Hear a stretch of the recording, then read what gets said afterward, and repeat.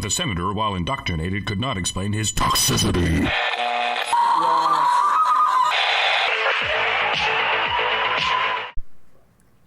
Hello, everybody, and welcome to the Nerdcast.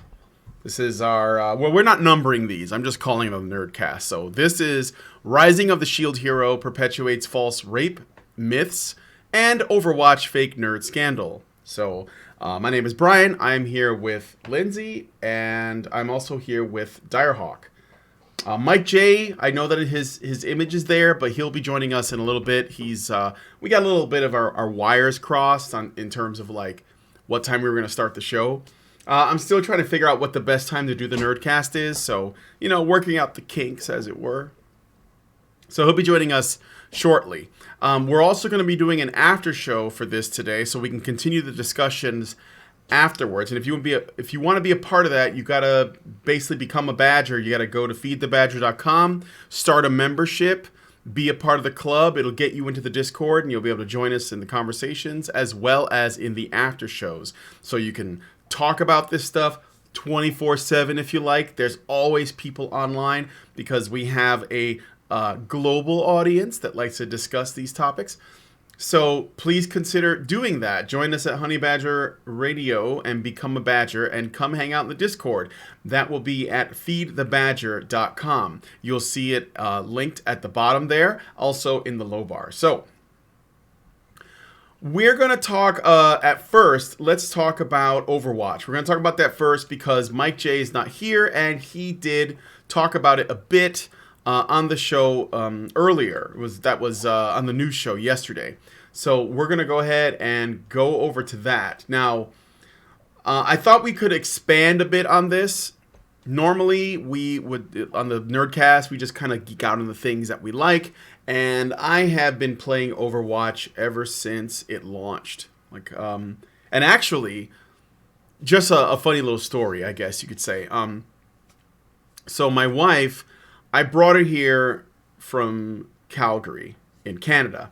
And we were, talking every day online. It was a long distance relationship for a good while. And one of the things that we would do together that was actually like a big way we spent a lot of our time together was we played Overwatch together online. Do you remember? Yeah.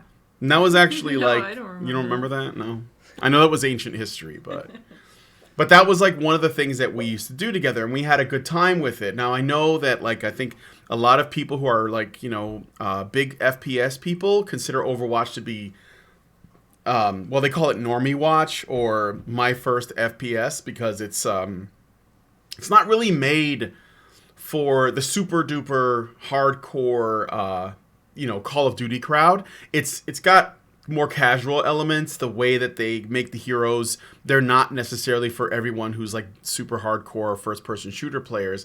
It's definitely more of a, let's say, at a lower learning curve. Let's put it that way. So, but we did enjoy it quite a bit, and we played it a lot. And lately, I've been getting a little bit tired of it. Would you say the same? Yeah. It's like I'm getting burned out, and it took a few years, and I still find the game enjoyable. But it's like stuff that Blizzard is pulling, and some of the stuff that's been going on within the community itself. The community is pretty bad.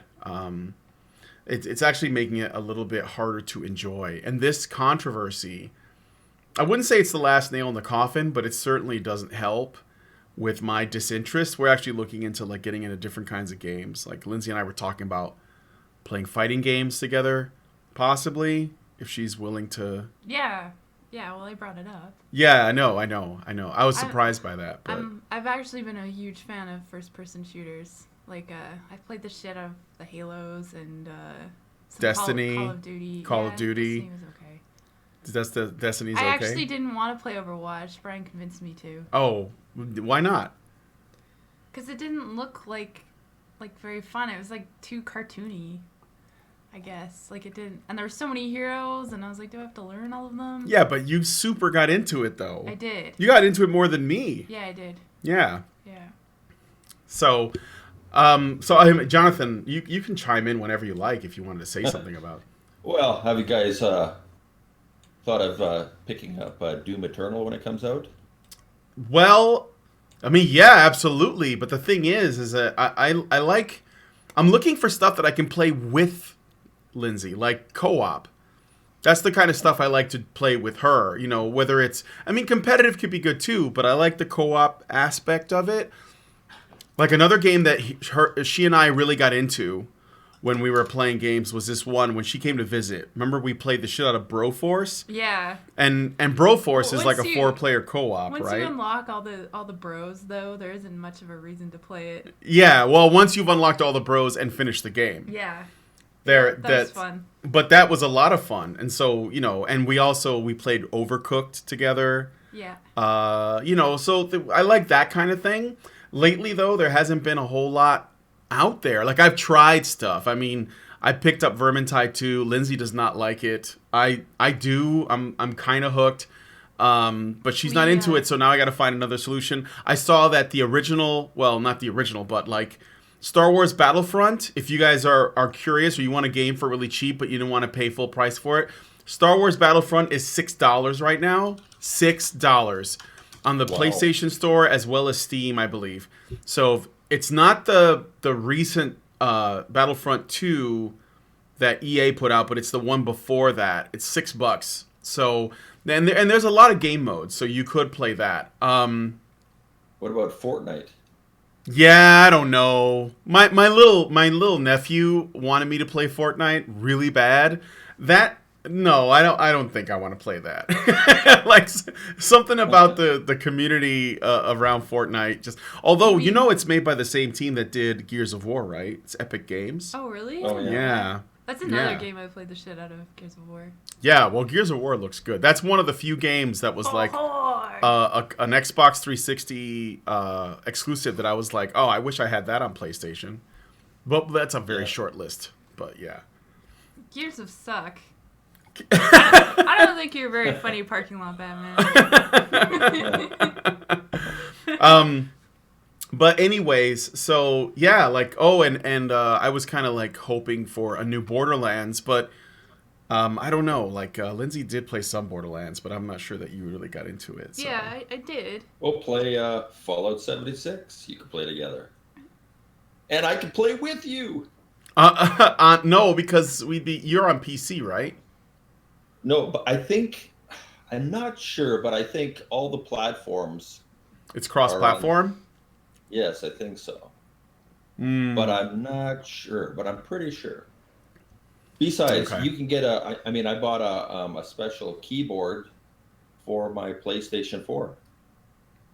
Yeah, there is. Figured out how to control it. There is a way to do that. The only problem is that it depends on the game as to whether or not they'll use it. Yeah. And that's one of the problems with Overwatch. So, like, Overwatch on console was specifically made so that you're not supposed to use keyboard and mouse with it because it would create a really, really unfair advantage to people using keyboard and mouse, right? And anyway, and one could say, well, then why don't you just get a keyboard and mouse too? But the problem is that you'd have to ask the whole community to use keyboard and mouse with the game. So they don't allow that in the software. However, there are people that have found a workaround, and so there are a number of people that use keyboard and mouse on Overwatch. And the problem is that there's no way to actually on Overwatch on console. And the problem is that there's no way to actually police that because they found a workaround that the game system doesn't detect, and so people just own motherfuckers online. And you can usually tell who's using a keyboard and mouse because they have crazy aim and they're basically playing a point and click adventure at that point. So but anyway, the thing with the scandal. So I just want to touch on this. This is a Forbes article. I believe this is Forbes. Yeah. And they call it the Overwatch's fake female player Ellie scandal is the mess that keeps on giving. So they catch up on the story. It's a colossal cluster mess that everyone is trying to use to prove a different point about the state of Overwatch. Oh, we just got a super chat. The DCV Titan gives us $5 Canadian and says there's the game coming out, Outer Worlds, I think, that looks like Borderlands coming from the guys behind Fallout New Vegas. Oh yeah, I saw that. I saw that. And then there's this other thing coming out called Anthem. I keep hearing about. And I don't know much about it, but it's supposed to be really good. People have basically said it's like part Halo, part Borderlands, part Warframe, and part like what was that one shooter that was really popular for a bit that had like you can get into giant robots and like attack people, Titanfall. It was like part all those things. So yeah, it's designed to kind of be appealing to the broadest range audience as possible. Yeah, that's what it sounds like. So if they can get maybe 1% of every audience, since it's so broad, they will, be able to support the game. Mm-hmm. Yeah, so I'm curious about this Anthem thing. So, okay, well, anyway, going back to the story here. On the one side, you have game journalists who originally ran with the story that Ellie was a young girl that had been harassed out of the league because of harassment and doxing attempts against her. On the other, you have Gamergate era crowd saying, aha, you stupid journalists didn't do your jobs, and the doxing helped prove she was actually a fake. But then you have the point that even a fake female player was subject to harassment that would probably not have occurred if the player was supposed to be an anonymous boy, not a girl. Or at least this wouldn't have blown up in the way that it did. No, it probably just got more attention because it was a girl, but if you were an anonymous dude, you'd probably get just as much. Yeah, well, something? Go ahead. I mean, I've heard this story like 3-4 years ago. Wasn't there, a female that was actually this big time competitive player of, I don't know, one of those shooting games and that, and then they found out it was a guy that was playing? I mean, this isn't the first time this has happened. Yeah, I think I have heard that before. I will, and that's the thing. I bet this stuff happens all the time with boys. But it seems like when it involves a fake woman or a fake player that is supposed to be, characterized as female, it seems like those are the things that actually make the news. Those are the things that actually get reported on. And that should speak to that we put a microscope to it, because there are people who have ideological cause to make it a big deal. And then when people criticize it in the same way they would criticize anybody, then they act like this is like a special case because they made it into a special case. Because someone that's just lying to the community about, their gender and the reason being, because look, if they hadn't originally got caught, I don't think that they would have said, it's a social experiment, bro. That's just like, it's just a prank, bro. I think that they got busted and they were like, okay, so we're just going to say it's a social experiment using a female character and then watch the sparks fly. And that's what they did. They just backed away. I'm serious. It worked. It reminds me of that Tinder social experiment. Oh, yeah. That guy, it's right. Like the same thing. It's like, no, like, we're not shitty. It's just a social experiment. Look how shitty you were to us. Yeah, where that guy had the Instagram girl who's like a wannabe singer, and she gets like all these guys to meet her in this like big public place, and they all have to do all these fucking physical feats and answer difficult questions to go on a date with her, and she narrows it down to like one guy. And they're like, look at how people treat each other on Tinder. Isn't this terrible? And it's like, you just treated a whole bunch of men on like shitty on Tinder. So exactly. Is this like experiment now like null? Yeah, this feels like that. I think it was just an excuse. And the fact is, they say boys or men who play games online that lie about their, it's called Smurfing. Do you know what that is, Jonathan? Smurfing? As it implies.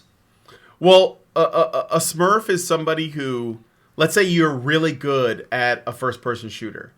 And as you play these games, your character, you get like, you have like an effective rank.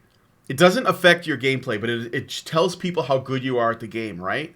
And as your rank goes higher and higher, the matchmaking of the game will try to match you with people that's close to your level, so that when you're playing, it's not unfair to you or to other players. that you'll always be in a group of people that are about your skill level, so the game is, you get the maximum amount of fun out of it, right? But Smurfing is when you're like really, really high rank because you're really good at the game, and you make a new account that has no rank, and you start playing online games with people who are also at no rank. Most of which are probably going to be low-level people who are new to the game or just started playing or whatever. And you have a massive advantage over them because you've been playing a lot longer, so you know the maps better, you know the tactics, you know how to use the weapons, or in the case of Overwatch, you know how to use all the heroes. So effectively what was happening here was Smurfing. This woman had an account. She had a professional player playing on it, and they were streaming it, and she was talking over it as though she was the one playing. So people thought it was a woman that was this good. Now, the players, the professional league guys, never heard of this person, Ellie. They came out of nowhere, and they were really good at the game. So they were suspicious that it was a Smurf account.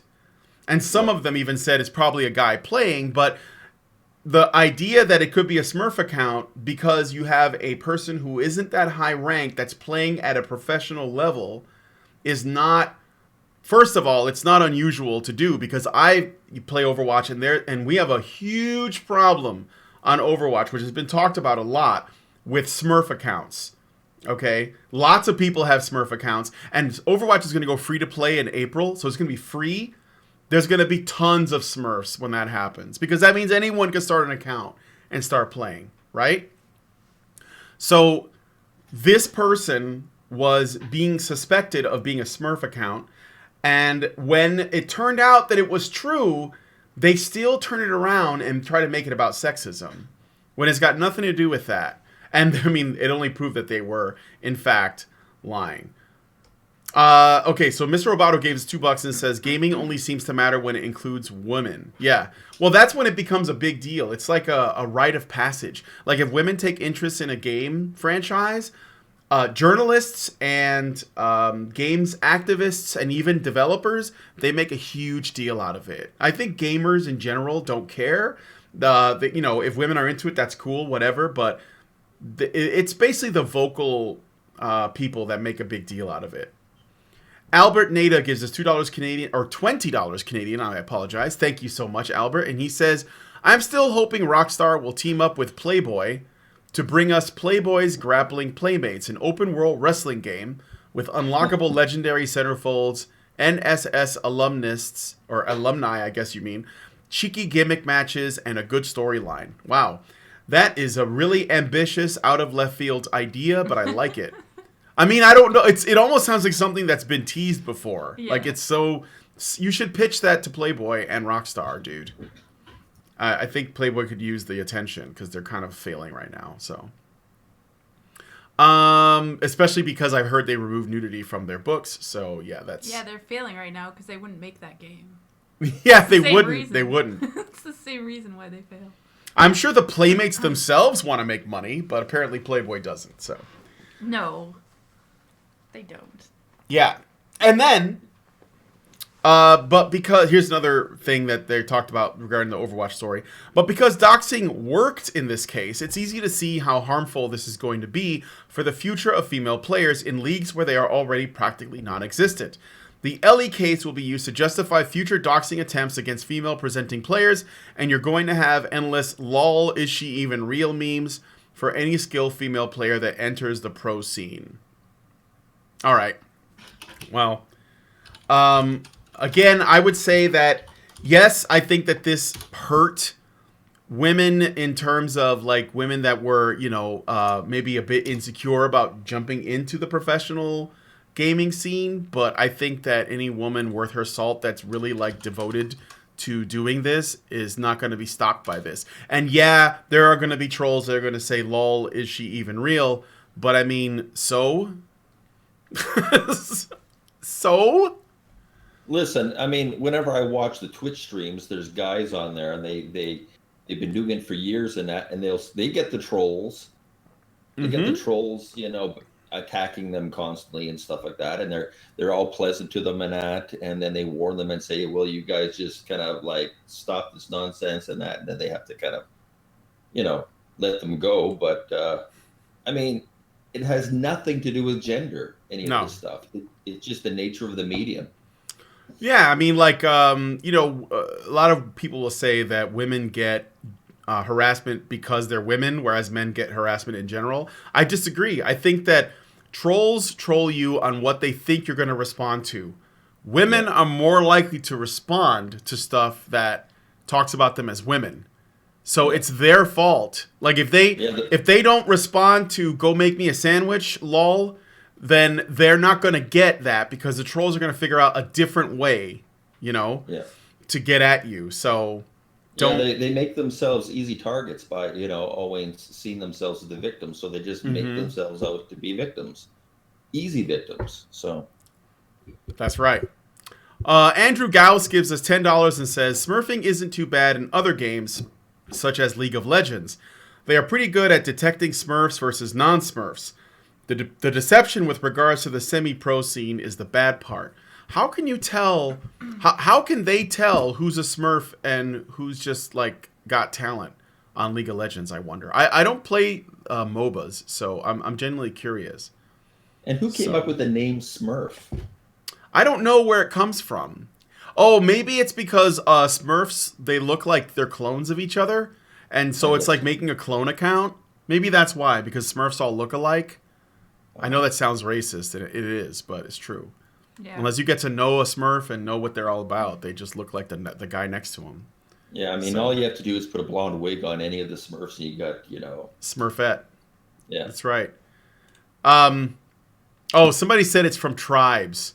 I see. I never played that. That's an old game, isn't it? Tribes. Yeah. Okay, so I'm being accused of Smurfophobia.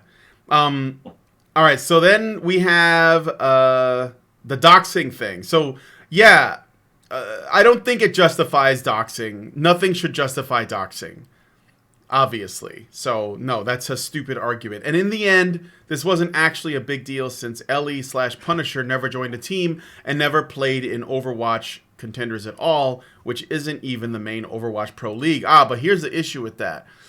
They almost did, number one. So if they had, this could have been a bit worse. But what's really bad isn't the fact that they didn't get into a team, because there were teams ready to take Ellie because she was female. Like, they were like, oh, a girl gamer, join our professional league team. They were lining up to get Ellie on their team. The problem isn't that, though. The problem is that Blizzard knew that it was a Smurf account. They knew it was fake, and they knew that it wasn't really a woman playing the game, and they didn't say anything. They kept it under their hat. And the problem with that is that Overwatch has many times said that they're going to try their best to police Overwatch for, trolling, for people who are smurfing, if they have any way of proving it, for people who cheat in any way. And smurfing is a kind of, I would say that it is I wouldn't say it's cheating per se, but I definitely think it's not the way the game was intended to be played. Put it that way.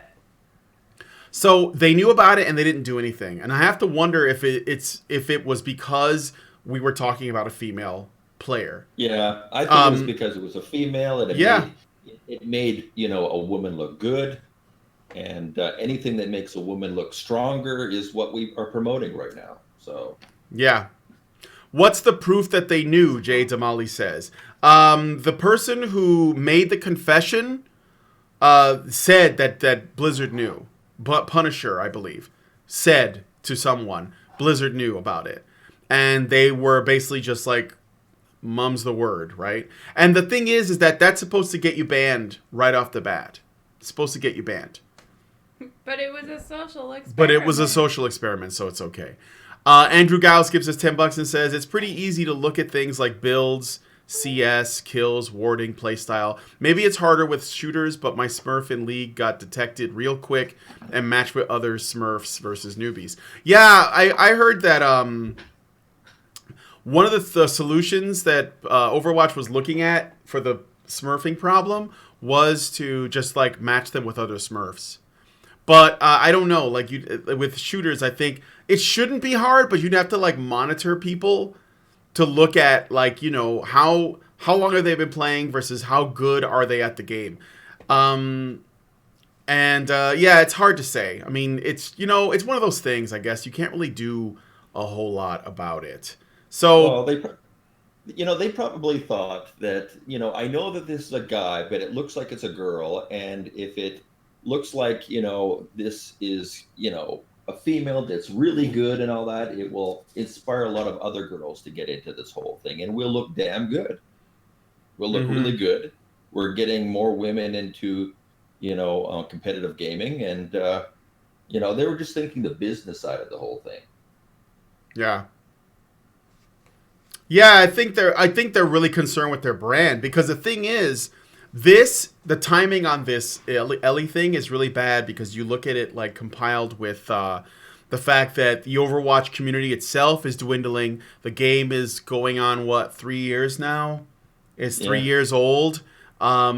You know, the interest in it is fading. They've rehashed things a bunch of times. A lot of the changes people are not happy with. There was all this outrage at the new character Ash that was recently released, because she's another white female. Even though if you really look at it, she's kind of an albino, because she has pale skin, white hair, and red eyes. But, you know, and albinos are pretty underrepresented in video games, guys. And that's important. But anyway, they were really upset because they didn't get the black disabled lesbian Muslim woman that they were really hoping for. It didn't happen. So then you have that. I wanted another dude character. I know. You know that every DLC character except for Doomfist has been female? Yeah. Not DLC, but every additional hero they've added has been a woman except for Doomfist. All of them. Even the fucking robot. I don't like Ash that much. What is the robot a female? Or Orisa is basically a female robot. Yeah, I mean, it's a robot, so it doesn't have a gender, but people are basically describing Orisa as though she's female in the same way they describe Bastion and Zenyatta as though they're male, so whatever. What was that about Ash you said you didn't like? Well, I think she's taking away from McCree. Like, there was already a cowboy character. Yeah. We don't need Ash. She's actually better than McCree, too, which pisses me off, but... Because McCree is my main character, and he's actually getting overshadowed by Ash. She's really good. I mean, she's better than McCree is. I keep getting sniped by her. She's really good. She replaces Widowmaker, too. I haven't played her once. She's so broken. I'm so angry about it. But anyway. So what is she? Is she a sniper? She's a little bit of both. She's part sniper, part just like, you know, mid-range rifle. She's got a rifle, so she's like the best of both, because, okay, so she doesn't do as much damage as Widowmaker does, but Widow has to charge her guns, her shots, so it's sort of like a 1.5 second delay, 2 second delay between shots, which doesn't sound like a lot, but it's huge in this game. Ash can just fire one bullet, like fire a shot between, like maybe a second and a little bit more. Not even that. It's like about a second or a little bit less than a second between shots. So she can kill people faster than Widowmaker can, as long as her hits connect. So it makes her a better sniper overall. And then on top of that, she has a really useful ultimate, and she has lots of other tools like the dynamite, which, you know, does damage to an area. And then she's got the shotgun in case people get close. Widow doesn't have anything like that. On the McCree side, he doesn't have any movement. You know, it's just Ash is kind of broken, I think. She's kind of broken. And that's the thing, too, that they've been slowly like breaking the game balance. So people have been less interested in that. And then you have this controversy that's come out where, you know, this Ellie business, and the game is going free to play because they're trying to reinvigorate the community. And I kind of like, you know, I mean, I still want to like the game because I have great memories with it, but I'm getting a little exhausted on this. And Soldier 70... Oh, yeah, and then they say, so Soldier 76 is gay now, guys, so please like us again. They just, like, came out with this story that in the story's, like, lore, you know, Soldier 76 was basically, like, the most masculine dude in the game, next to, like, McCree himself, and Reinhardt, perhaps, is gay now. And we're supposed to, and people are just like eating it up like, oh yeah, that was always the case. It's like, no, it's not. Come on. They just made that up. That's a Band-Aid. That's the emergency woke button. They're just trying to save the franchise.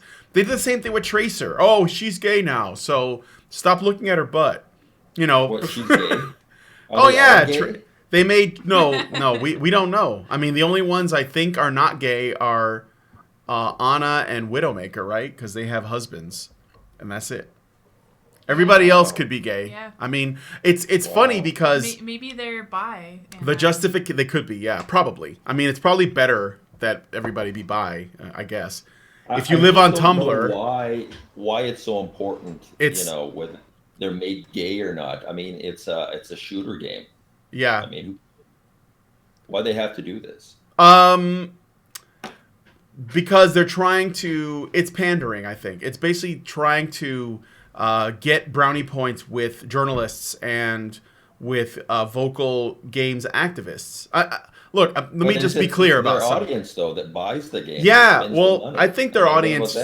Well, their audience doesn't really care because the thing is, in the context of the game itself, Soldier 76's and no one else's sexuality has any impact on the gameplay whatsoever. So it doesn't matter, right? But there are people that. I think that there's a large number of people that don't really play the game but really like the lore. So they watch all the animated shorts, they buy the comic books, there's all this other stuff. Like Overwatch isn't just a game. Blizzard was trying to make a brand. They were trying to make a phenomenon. They wanted something bigger. They wanted to be able to sell toys. They wanted to be able to sell merchandise. They literally were selling, when they released the characters, they had all the color palettes that every character has specifically laid out for cosplayers. So they knew what they were doing from the beginning, right? Yeah, that's what Bethesda's doing, so. Yeah, and that's a brand. They're not just making a game. So that means that with the lore and stuff, they're trying to appeal to the people that would be most interested in that aspect of the lore. So they made those changes. And Mike J is here. What's up, Mike? Not much. Okay. Hey, Mikey. Sorry for the confusion regarding the start time. I guess I didn't want to go too late, so I decided to start a little bit earlier, and I forgot that we hadn't talked about it that way, so I apologize. No problem. I mean, I'm here. Okay. Well, are you okay? Yeah, I'm fine. It was just we were out for a bit. I didn't plan on being back till about 4 my time. Oh, okay. Well, it's about okay. Well, it's 4:08 now, right? Yeah, we didn't quite get back on the top of the hour. No, it's okay. I'm not complaining. I'm just checking to see what time it is where you are. So I guess I was just it's a 2-hour delay, I believe. Okay. Yeah, you're in California, so. Well, we were just talking a little bit more about this Overwatch thing, and with the we talked about the other yesterday or whatever, but getting a little bit more into the game itself and all the things that Blizzard has been doing to try to let's say save their product, and also there's something else I forgot to mention. The other damage control that this stuff is supposed to guard against isn't just limited to the shit with Overwatch, but it's also the other shit that Blizzard has pulled, like the Diablo Immortal thing, where they announced this new Diablo game, and when people were like, "Whoa, is it going to be on PC?" and they were like, "Don't you guys have phones?" That's also, I think, a stunt to try to save their company in that regard as well. So and don't forget World of Warcraft. Well, they're going back to the. Yeah, what about it? Well, the latest expansion of World of Warcraft has not had the best reviews. I mean, they've been hemorrhaging people like crazy. Uh-huh. So, I mean, I never would have believed it, I mean, Blizzard, I'm a huge fan of Blizzard since the Diablo days. I played World of Warcraft since it first came out, all the Warcraft series and that, and here we are today. It's like, I don't know what's happening with all these big companies that have been around for 20 years, and they're all getting sucked into this social justice world, and then they're all crumbling from the inside out. Well, what I was going to say, maybe I don't want to be unfair, but it seems to me that the Blizzard shit seems to have started ever since Activision bought them, or they partnered with them. That's the absolute honest to God truth right there. Yeah, it's Activision, right? Because before that, Blizzard looked like it was the kind of company that the only thing they wanted to make was shit that they were in love with. And then when they got, it was like, what was Diablo 3 when it first came out? Was that after Activision, right? And that was online all the time, Diablo 3, online all the time, and this shitty like store that you bought shit for your character on, that was post Activision, wasn't it? So certain. Yeah, I'm fairly certain. And Activision, I think, took an interest in Blizzard after World of Warcraft's massive success. And, of course, I could see why they would be seeing dollar signs after that. So, and then... Well, I mean, remember City of Heroes? You played that. Mm-hmm. When it was NC Soft. I think originally NC Soft owned them and I mean, they built a game, the kind of game that they wanted, and everyone loved it, and they had a strong community, and then they got bought.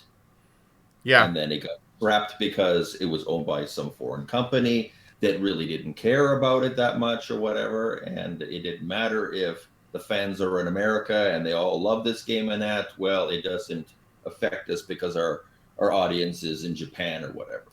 Mm-hmm. So. Yeah, so that's probably the situation with Blizzard. This is, I think, something many people predicted when they heard that Activision was buying them, that it was going to be a problem for the company. And I guess now we're just seeing, the outcome of that. So I don't know. We'll see what happens. But in closing, this guy, the Forbes guy, he basically says, again, I am the most concerned. Huh? Did you just assume their gender? Yeah, I did. Did a call hang? He says, I am the most concerned about the takeaway that many will believe future attempts to expose female players in the future will now be considered justified because of the Ellie situation. Though it's not like some female player was cheating, this entire situation was created by a guy. And it's now a setback to legitimate female players everywhere, so that's not good. Oddly enough, he leaves out the fact that there was a woman helping him with it. And it was on her account that he was playing. But this was all a man's plan. Of course. Yeah. And of course, this guy's main concern is Whammons. Because that's it. That's the only thing. What's going on? It's not entirely untrue. Doing something like this, who is crinkling the motherfucking bag? That's Jonathan, I think. Jonathan, come on, man, push to talk. No, those are special effects. Oh, okay. I doubt it. But I mean, there is a grain of truth in there that this is gonna fuck it up for the next woman who wants to go and I be agree. Like, hey, look at me, I want to play this, and yeah, I mean, it's a little bit. I think it'll make it tougher for them to earn the trust of players, but I have to blame sort of blame the journalists for this too, because they're the ones that made a big deal out of it. Oh, of course. Out of someone just making a Smurf account, and they're the ones that are framing this as a male and female issue. Like they're making it into a collectivist conversation by basically saying women as a group need to be a part of this more. So, and then when a woman does, in the case of this story, when it appears that a woman is doing that, they're like, women should celebrate. This is a women thing. So when it doesn't work out that way, because they've been talking about it in collectivist group terms, when another woman comes along who as an individual is probably worthy, well, the whole community is going to look at her as a woman. And not just the trolls and men that are suspicious of her, but the ones that are supportive and want women in gaming, I guess, or as professional gamers. They're going to treat her as part of of the Borg. And I guess it's that thinking that's the problem. But I agree that it's going to make things tougher. Although, I brought this up before. There was that story of the Korean Tekken player whose name I always forget that is a female, and she was really good. And she plays Xiao Yu on the competitive scene, and they love her. I mean, they treat her like an equal. They, if she beats them, it's because she's better, and if she loses, it's because they're better, and that's the end of it. So, all right. So anyway, I'm gonna go to the other thing I wanted to talk about, because everyone's asked me to talk about it.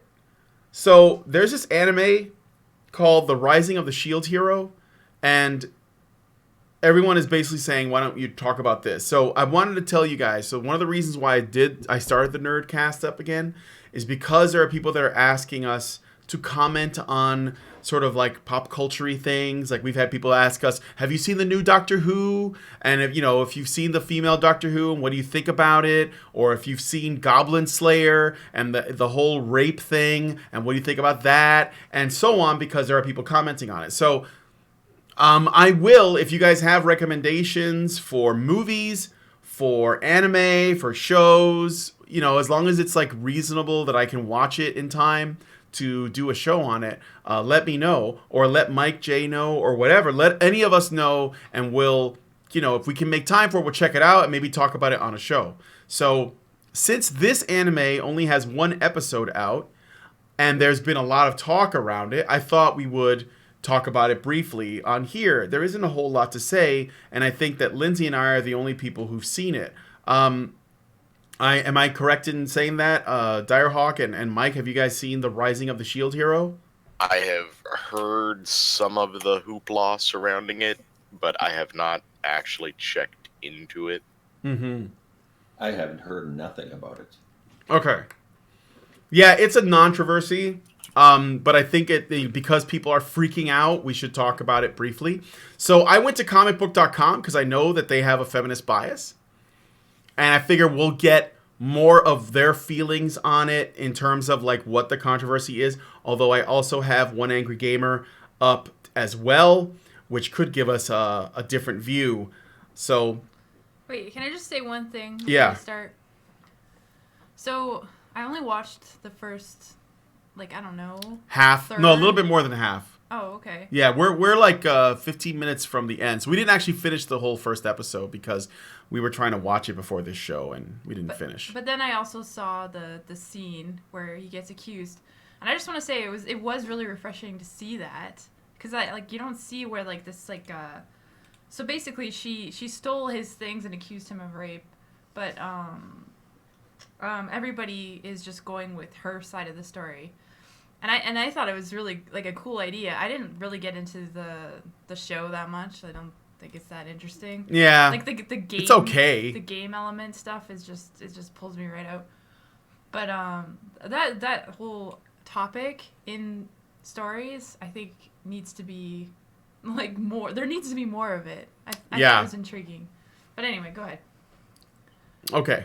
So let's see if we can sum up here. So I'm going to go back to comicbook.com. So here's why everyone is up in arms over The Rising of the Shield Hero. Anime is not without its fair share of controversy, and although the new anime year just began, it seems another show has become the center of a fierce debate as Aneko Usagi's The Rising of the Shield Heroes adaptation has struck some major chords. The Rising of the Shield Heroes first episode has sparked controversy among fans for its depiction of false rape accusations, as well as hinting at slavery as a major plot thread moving forward. So I haven't gotten to the slavery part, because I think there's still 15 minutes left in the episode, because it was longer than I thought it was going to be. So, all right, so spoiler warning. This is going to spoil the first episode. The Rising of the Shield Heroes, an isekai series in which a student named Iwatani Naofumi is transported to a fantasy world along with 3 others. Summoned as the 4 heroes, each one is given a special weapon, with Naofumi given the titular shield. Only a shield, by the way. There's something strange early on, as everyone seems to treat Naofumi differently just because he has the shield, and belittles the fact that he's supposed to be one of the heroes meant to save the world. When the 4 heroes put together adventuring parties, Naofumi ends up with a single woman, a woman named Malti. On the second day of forming a team with Mine, her name is supposed to be Mine. I don't know why he writes Malti here. It's just Mine. Naofumi wakens to find that his introductory silver and gear are gone. When trying to discover the cause, he finds that he's been accused of rape. Mind, crying, says that Naofumi broke into her room the night before, pinned her to the ground. This is further exasperated by a torn negligee found in his bed. Now, when Naofumi attempts to defend himself, he is quickly shunned by the 3 other heroes, and the king nearly sentences him to death because assaulting a woman is considered one of the gravest sins in their matriarchy, although Naofumi escapes it by being one of the 4 heroes who have to save their world. Trying to plead with Mine, she stops crying for a moment and sticks her tongue out at him, confirming suspicions that she did all of this to trick him. This is further emphasized by the fact that she never called Naofumi by name and instead referred to him as Sir Hero for their short time together. The rape accusation tarnishes Naofumi's reputation in the kingdom, which had already been weak due to other negative rumors about his personality, intelligence, and strength. Naofumi then begins his adventure cynically and spitefully, and works to save the kingdom from coming monsters, lest he never make it back home. Starting on a rape accusation paints the entire series in a bad light according to its detractors, as it's meant to set the entire series in motion. Rape as a plot device is bad enough. What? But here it serves as the origin of the entire plot. It wasn't rape, though. It was a rape accusation. Yeah, exactly. And I think that's a great way to start a story, because it's like, how much worse can it get? Well, they even act like it's the worst thing. Actually, this guy gets it a bit wrong. I want to clarify. He says that assaulting a woman is a death penalty. No, they say even if you attempt to assault a woman, it's considered the death penalty. That's different from actually going through with it. So even attempted sexual assault has the death penalty in this setting. And it is a matriarchy, according to the character's description, where even though it has a king, everyone, they all do what women ask them, I suppose. You know? Like, they don't decline a woman's request. So it's sort of like taking the saying, the woman asked the question, and basically like, well, I mean, it's just like real life, really. What made it worse? Okay. What's made it worse is, in the eyes of its detractors, are the implications of what kind of message a false accusation of this nature sends to the audience. The presentation of the accusation in a world where women hold the power is that it makes women untrustworthy in the eyes of the series. That women are capable of accusing men's... What? That one woman, yes. Yes. No, because we have to talk about women as a collective. That women are capable of accusing men of such things as rape as a way to take advantage of unsuspecting men like Naofumi, that her accusation shouldn't be taken at face value, and that the sinister way in which it plays out only further exacerbates the oddness of such a thing. So he's considering the false rape accusation as odd. That is really funny. If you guys have any comments on that, just send us a super chat. I want to respond to one. I think Xerinx, he said that death is worse. I don't know, Wait, man. where is it? I think there's things that are worse than death, like living a life where like all of the people around you hate you. I think that might be a bit worse. Well, I don't know about that. I've often asked myself that question, and I think death it's too final, if that makes any sense. Like, even if everyone around you hates you, as long as you're still alive, there's a chance you can convince people otherwise. Mm-hmm. But if you're dead, it's just, you're dead. Yeah. It's game over. Well, isn't the reason why we fear that we could be like alienated and despised by everyone around us is because it is a kind of death? Like, it could lead to a death because no one will help you, and you could just end up dying. Well, yeah, then alone. You're just back to square one, which is death, which is still worse, which is still an option. Yeah, well, that's why I was bringing it up. I mean, I think that social death can be, its own. It can be fucked up in its own way, but okay. So Q Brother Soulstar gives us $2 and says, "Check Anime's News Network." Okay, I'll look it up. The DCV Titan gives us $5 Canadian and says, "Spoiler: it is a matriarchy. The queen is currently abroad making alliances against the waves." Oh, okay. So there you go. I mean, I don't think it can be a matriarchy and there could be a king.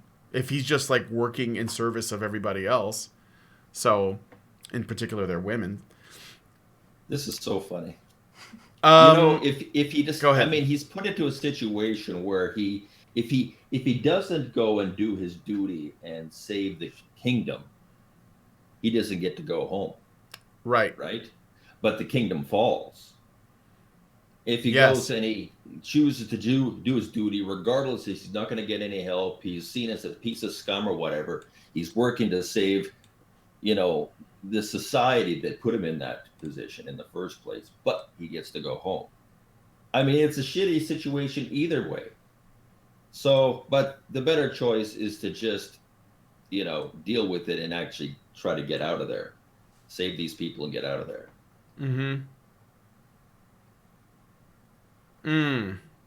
I don't think it's about rape. I think it's about creating a shitty situation. Right. Yeah, absolutely. That's the whole thing. And they. Absolutely. And I mean, isn't that a good story idea? Like, how do you get from like having a terrible reputation and overcoming it and overcoming, caring what other people think about you and being accused of rape and how do you get over that? How do you become a hero after that? I think it's great.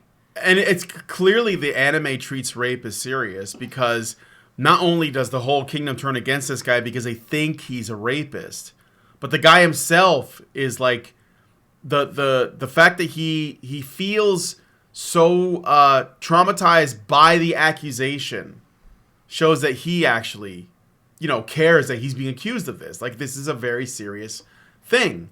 And the woman who wields that against him, Mine, knows that the rape accusation has power. And part of it likely has to do with the fact that it is a matriarchy. Like, if you lived in a matriarchy, a real, a matriarchy in the sense that the way they're describing it, imagine what the penalty must be to speak to a woman without permission or to touch a woman without permission, right? So I do wonder if they're going to explore that in the future episodes. I don't know. Somebody says we already live in a matriarchy. I think that it's pretty close. I think it's pretty close. Yeah. Yeah, like this guy saying that it starts off with rape. Yeah, exactly. Presuming, and we're talking about a fucking cartoon, by the way. The whole time I'm watching this anime, which is for me anyway, it's just kind of average.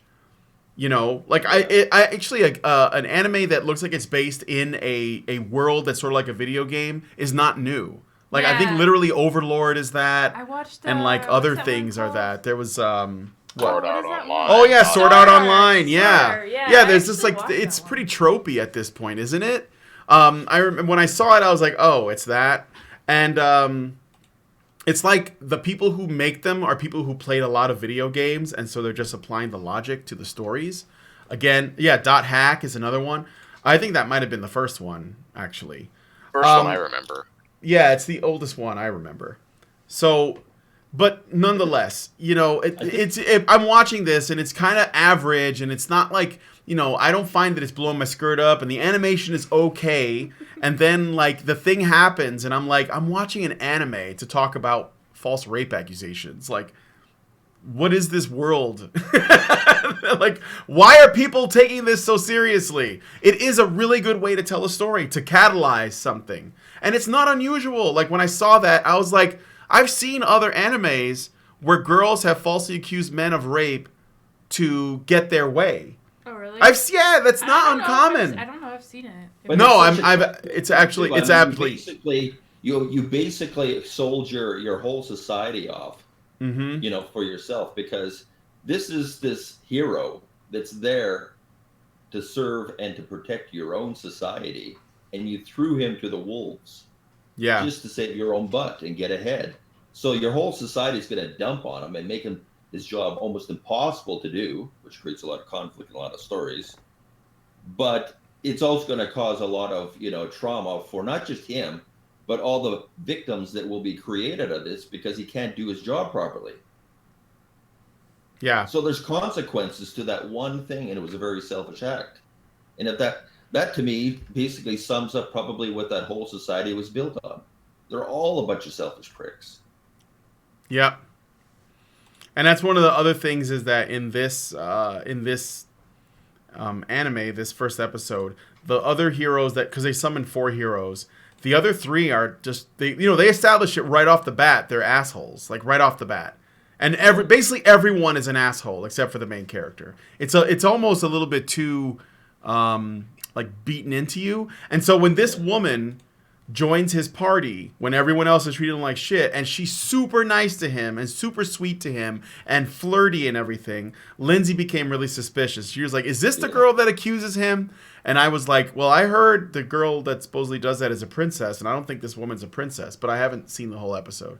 And sure enough, the one person who's nice to him is the one that turns on him and fucks him over the worst. And I'm like, okay, so there's basically everyone's shit in this, except for like the blacksmith or whatever, the weapons dealer, and the main character. And the idea that the only thing that people are freaking out over is the false rape accusation, and their worry is that people are going to watch this anime, women who are victims of rape are going to watch this anime and say, you know what, I was going to come forward and go to the police about my rape accusation, but I'm afraid they're just going to see me as another mine, and they're going to assume that I must be lying so that I can get all of that guy's silver and chainmail to give to my boyfriend. Apparently. That's the way women think when they watch anime. They think it's real life. So, I don't know. Let's see if you guys have anything else to say here. Catherine Scully gives us $5 Canadian and says, people who don't like this should stay away from Game of Thrones. Keyblade Master Andy gives us $5 Canadian and says, according to Appabend, the story arc has a very satisfying ending. Well, that's good. I know that there's a manga, so I could just read that, but I frankly, it's not really my cup of tea. Like, when I was a teenager and I was really into anime, even in my 20s, I would watch anything I could get my hands on because it was really hard to find, and anime was like niche, and also like the stuff that came to the States was usually like the cream of the crop. But now that it's like so accessible, I'm not into it like I used to be. So, Mark the Atheist says, what's the name of this cancer anime? Well, I don't think it's bad. It's just kind of like there. I think that people are making a big deal out of it, though. It's called The Rising of the Shield Hero. It's on Crunchyroll. So, I had a Crunchyroll already because I was watching JoJo's Bizarre Adventure, so I figure I may as well justify my membership because I'm only watching one show on Crunchyroll. So, I may as well watch something else. So, again, if you guys have any other suggestions for shows I should check out and talk about, then, send it to us, or any movies or anything like that. I'm going to be watching a series with Lindsay pretty soon called True Detective, and it's because I've seen it before. The first season is fantastic. I love that show. I think she'd like it too. So, have you guys ever seen it? You haven't seen it. Mike J, you got to see that. It's I know, it's one of those things that's on my very, very long backlog. You know what else I'd like to watch? I think it'd be great for a Nerdcast. I mean, we've seen it already, but we could talk about it. Maybe I'll watch it again. Is Band of Brothers. Have you ever seen Band of Brothers? Oh, hell yeah. Dude, yeah. That's a classic right there. That's a good show. Yeah. That was good stuff. Yeah. Lindsay was crying at one point. Do you remember that? Yeah. You were crying when they found the Jews. She was crying. It's good stuff. I mean the concentration camps, not just they just didn't go to like a deli and there was like a guy there that was like, hey, you want a sandwich? No, it was like they found the concentration camps. It was good. It's a good show. Anyway, we're gonna go ahead and get out of here, but we're gonna go into an after show. So we're gonna talk.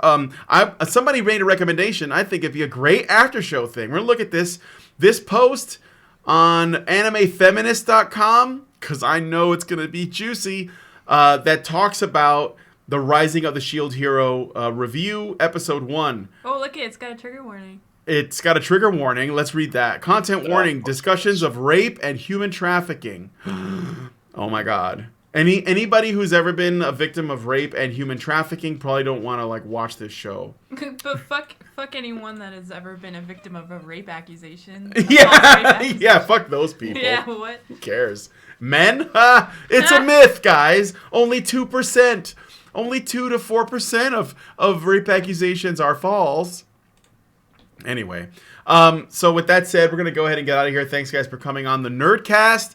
Let us know if you have any other suggestions for topics. Just put them in the low bar, or I'm sorry, in the comment section. Leave us a comment. That's right.